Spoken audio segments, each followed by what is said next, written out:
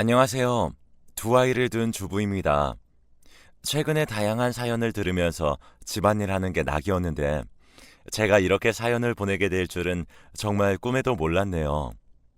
제 사연을 들으신 분들은 세상에 저런 일도 있나 하시는 분들도 분명 계시겠지만 이게 제 운명이라 받아들이고 살아가고 있습니다. 저는 홀어머니 밑에서 자랐습니다. 남동생 하나, 여동생 하나가 있고요. 저는 어릴 적부터 아빠의 부재로 인해 남들보다 조금 불우한 시절을 보냈어요.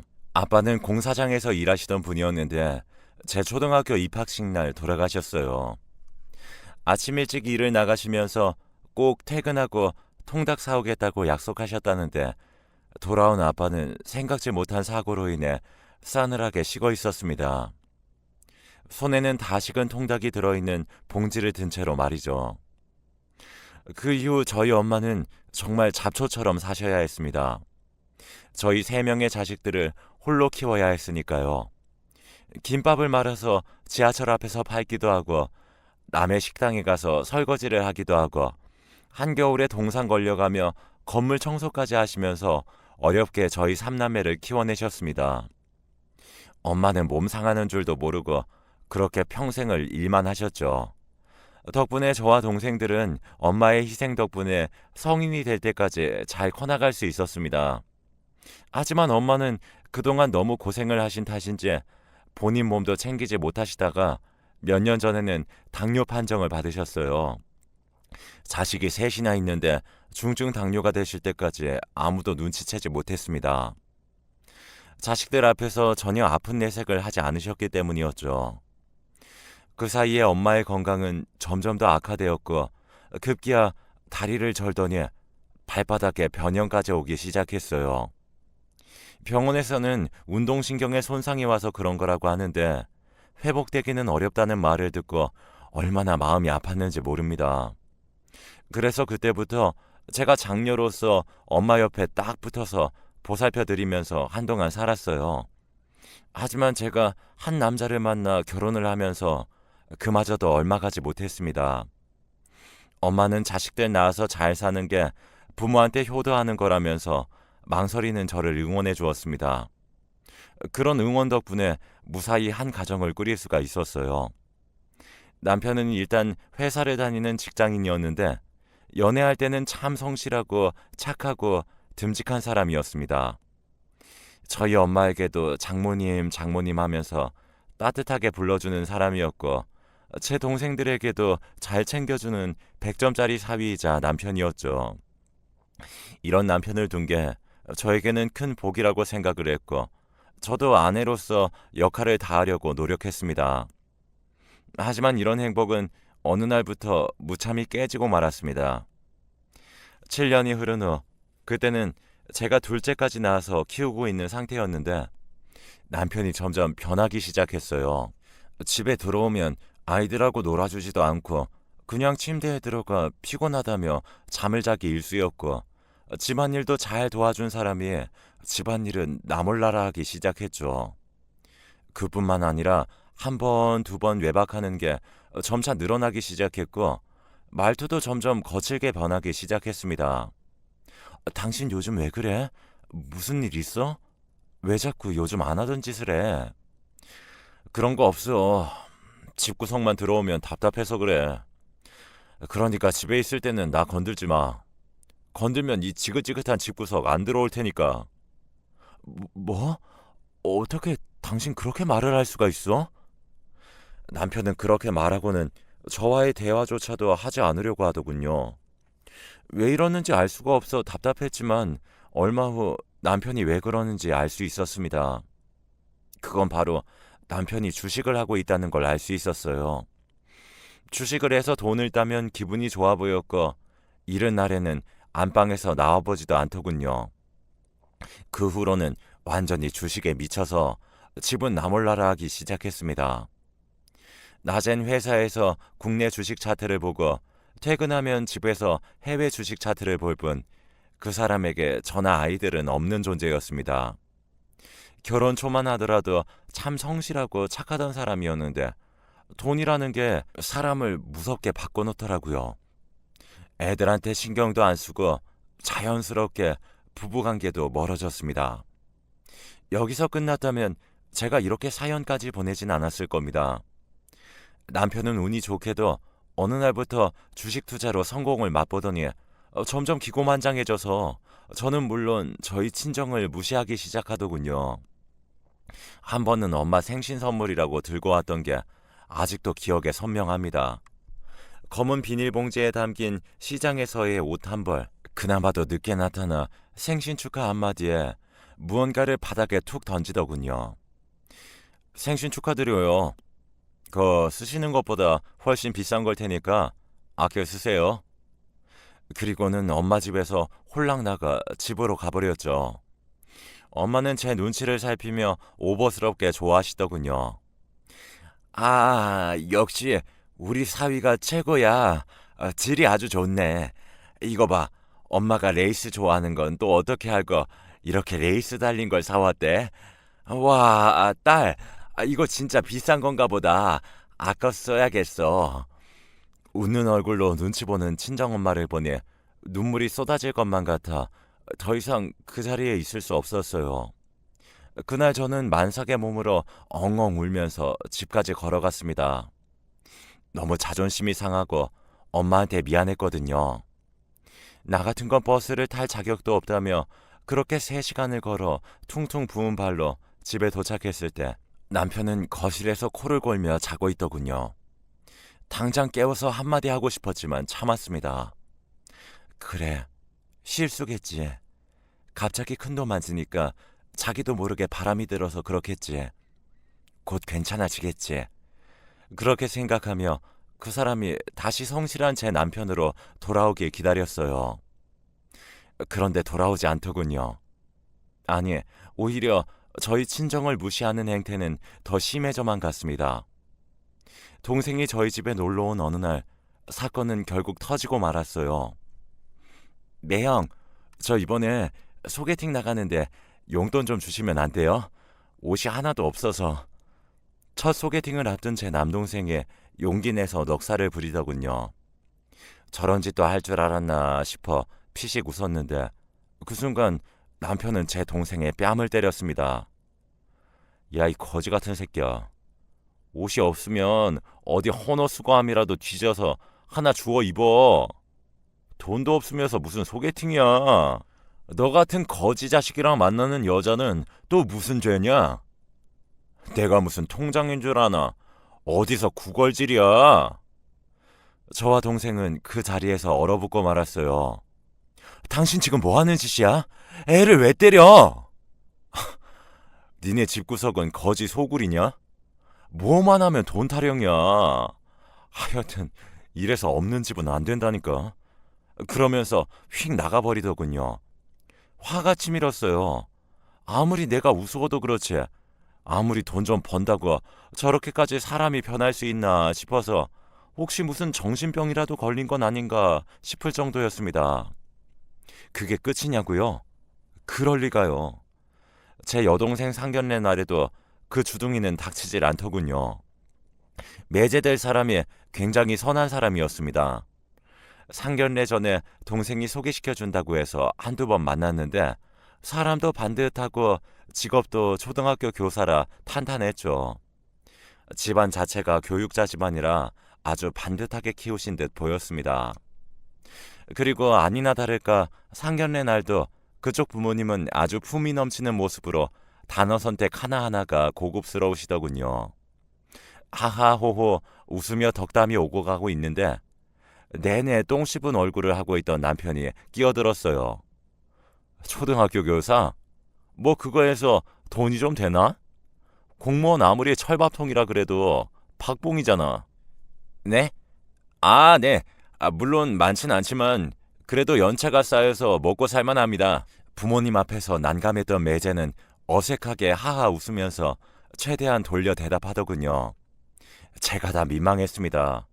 그 입 좀 다물라고 허벅지를 꼬집었는데요. 아휴, 너도 고생길이 훤하다.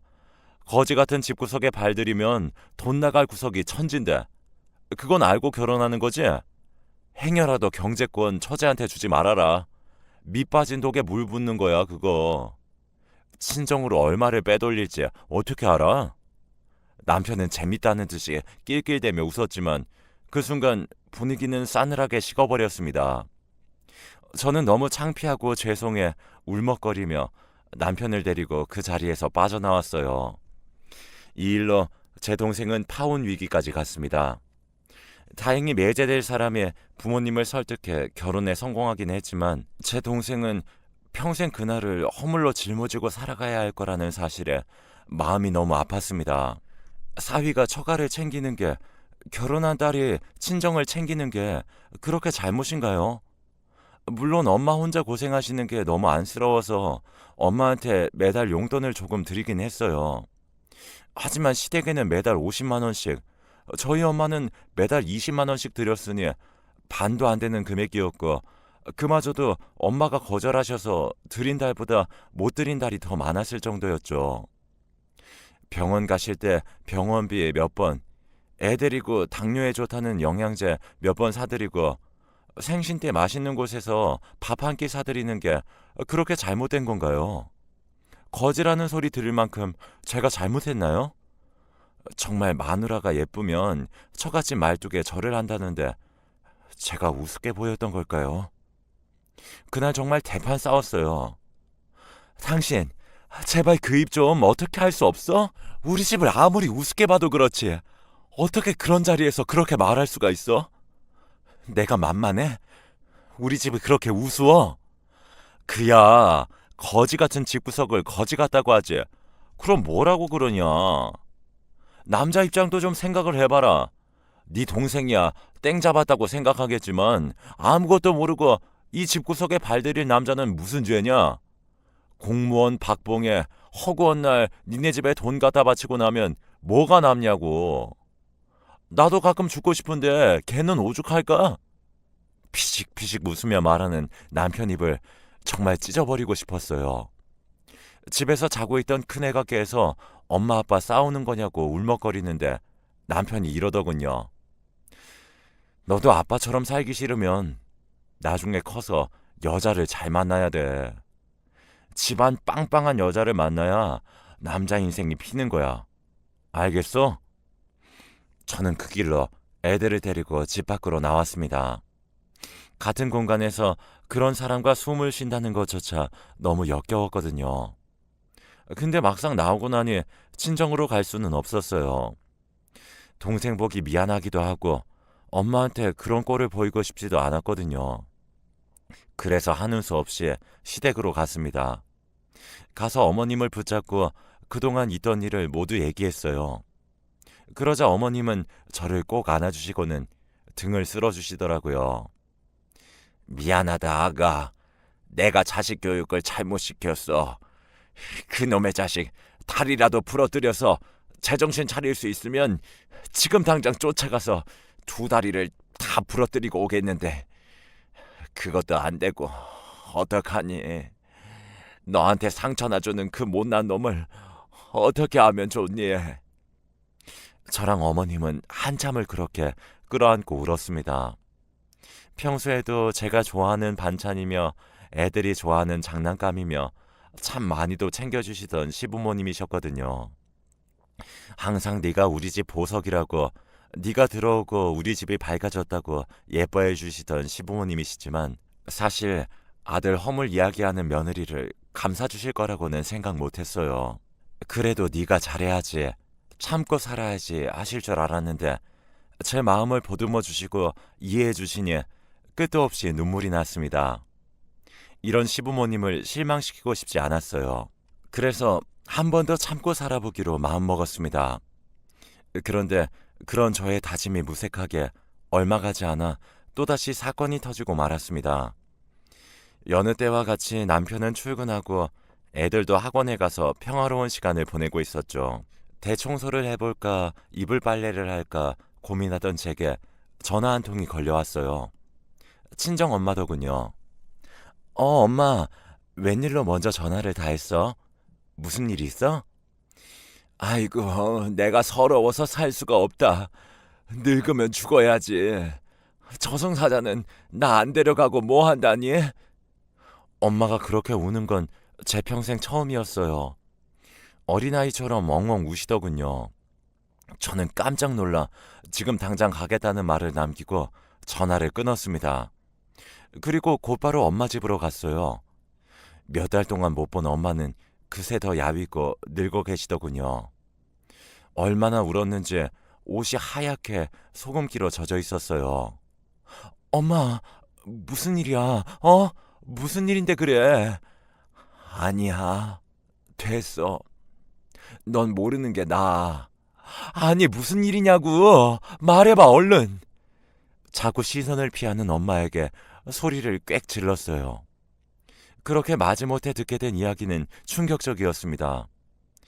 당뇨로 더 이상 식당 일을 할 수 없었던 엄마는 연금만으로 살기는 조금 벅차셨어요.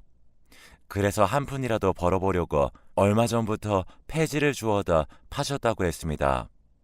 그러다가 그날 우연히 식당가 앞에서 제 남편을 마주쳤었대요. 엄마는 오랜만에 만난 사위가 반가워서 절뚝거리는 발로 다가가는데 남편은 계속 시선을 피했다고 합니다. 그래서 못 알아본 줄 알고 가까이에 가서 인사를 하셨대요. 아유, 김서방, 여기서 다 만나네. 밥은 먹었어?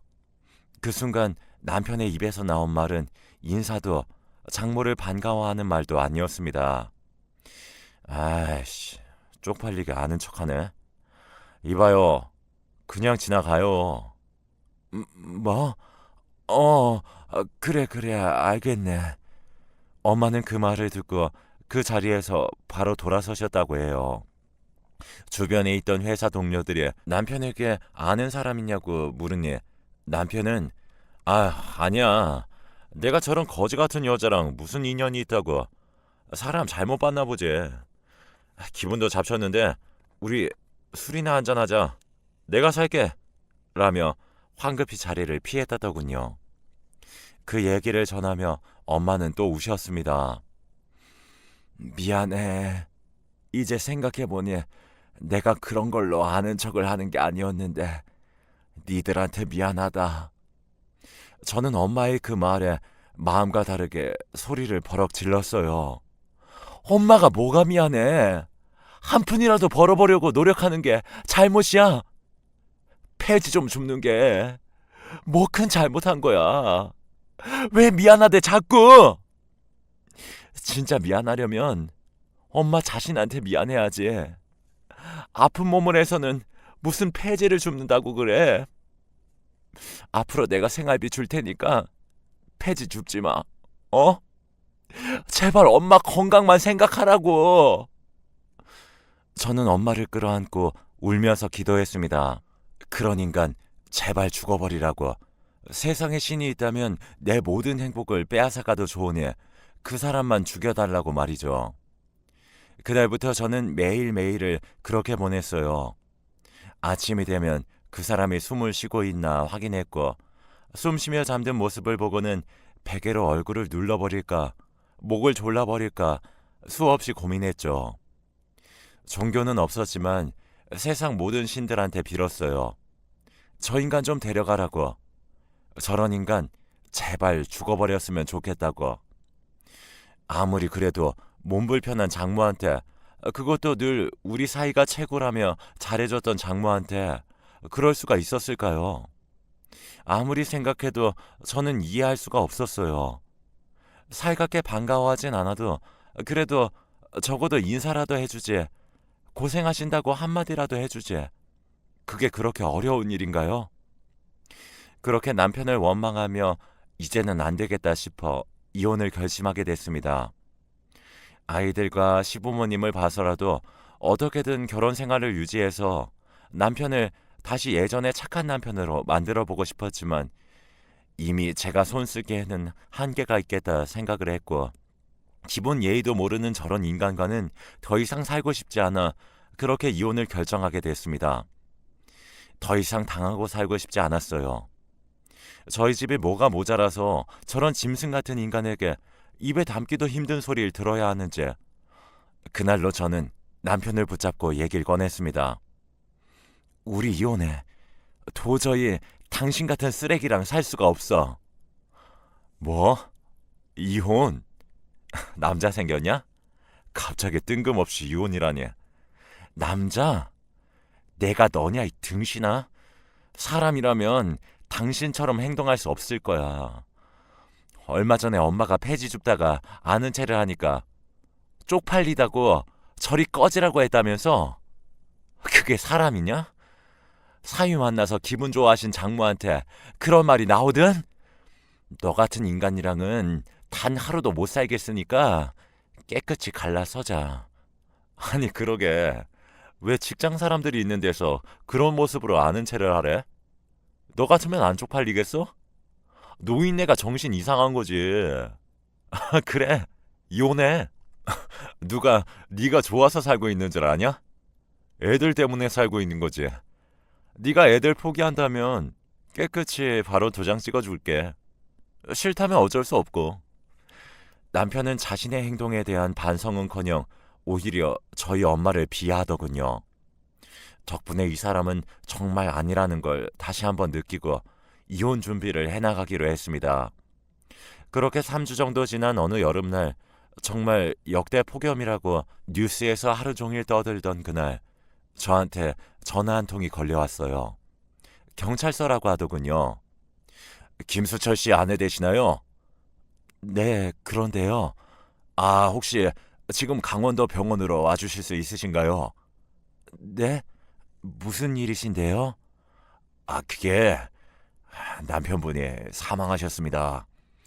병원에 와서 직접 확인도 하시고 시신도 인수해 가셔야 해서요.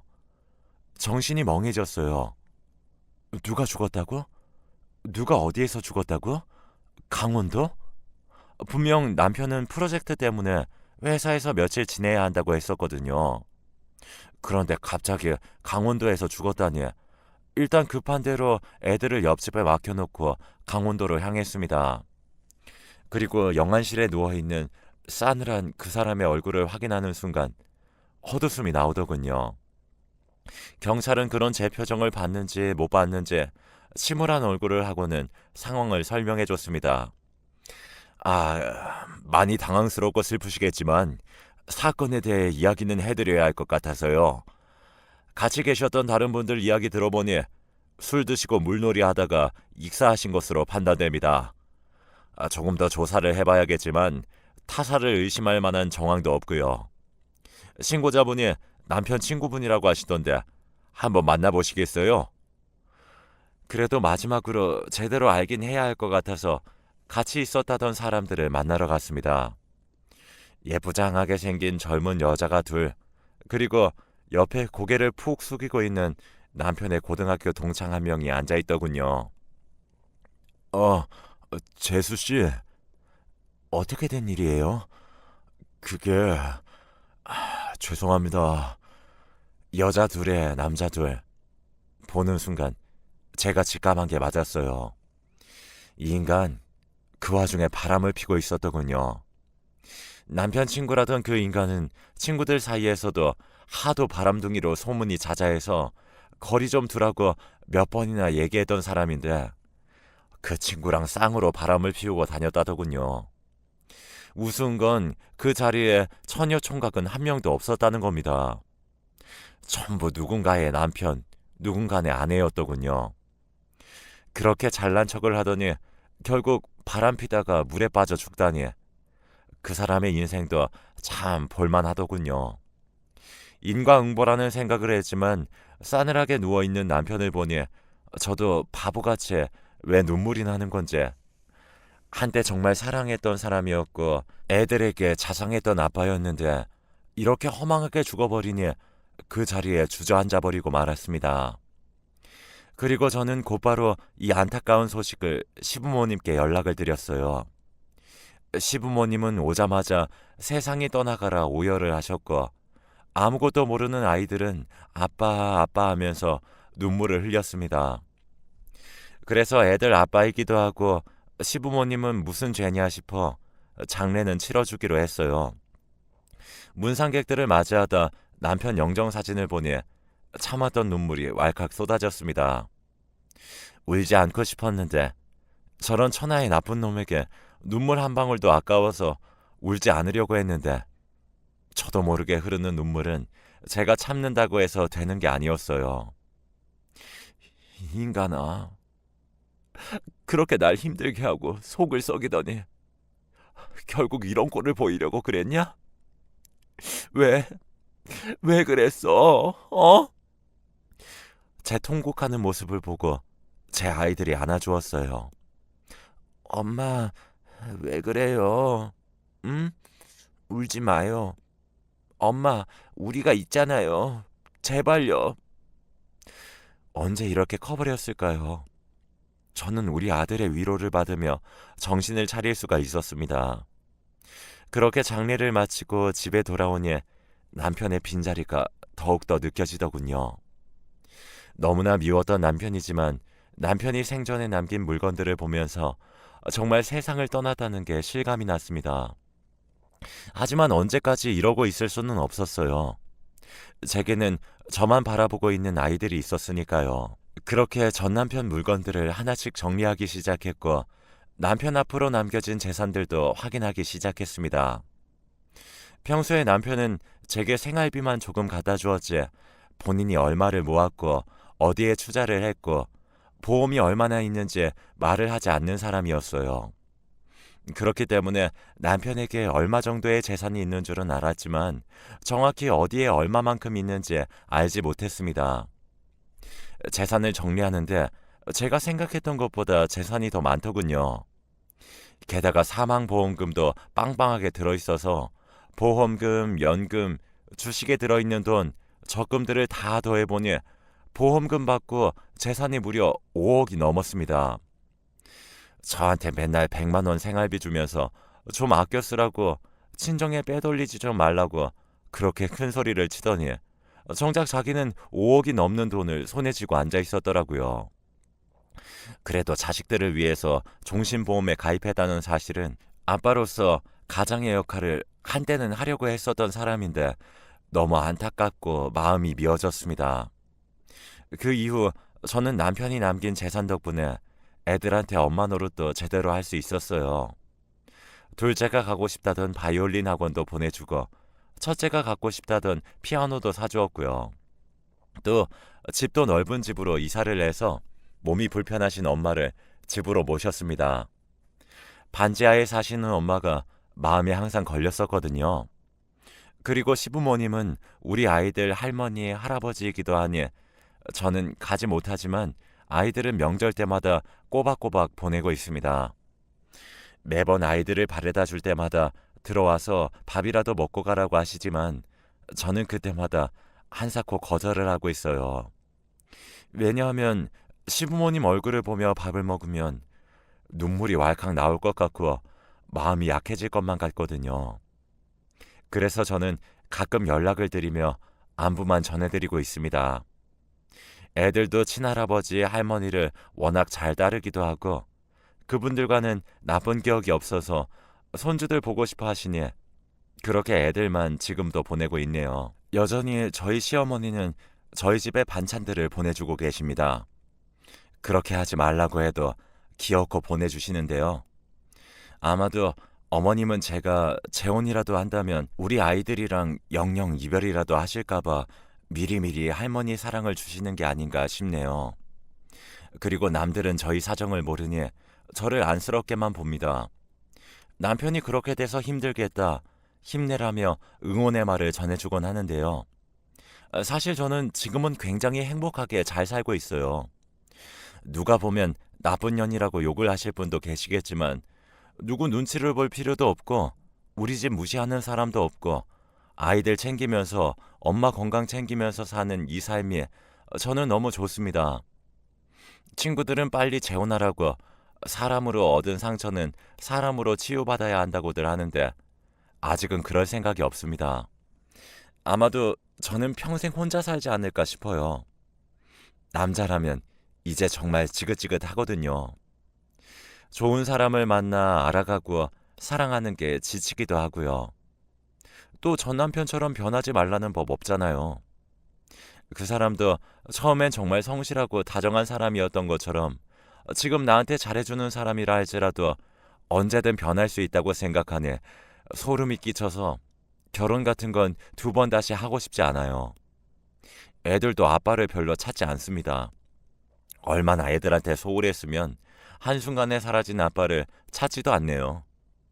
아이들도 지금이 좋다고 합니다. 맨날 화내는 아빠가 없어서 마음이 너무 편하다고요. 역시 사람은 사라지고 난 뒤에야 그 사람이 어떻게 살아왔는지 비로소 알게 되는 것 같습니다. 죽고 나서 자기 자식한테도 외면받는 그 사람은 지금쯤 어떤 기분일지 궁금하네요. 그래도 돈을 많이 받아서 좋은 집 얻은 건 정말 다행이라고 생각해요. 이제라도 우리 세 식구, 아니, 엄마까지 네 식구, 오순도순 잘 살아보려고 합니다. 누군가는 저를 손가락질할 수도 있겠죠.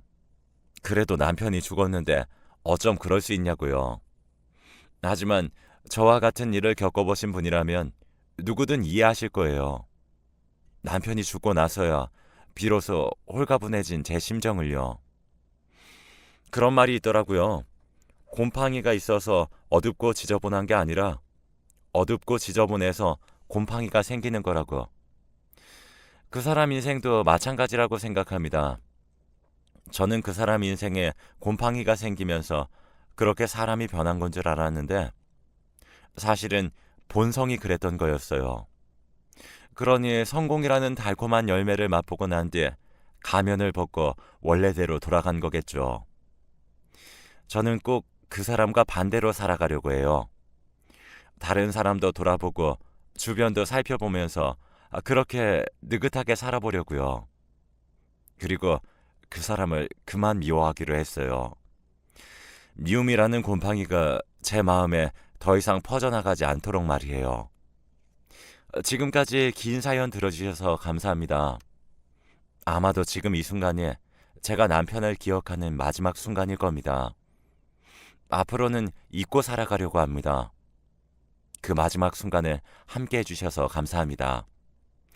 다들 건강하시고 하루하루 행복한 하루 되시길 바랍니다.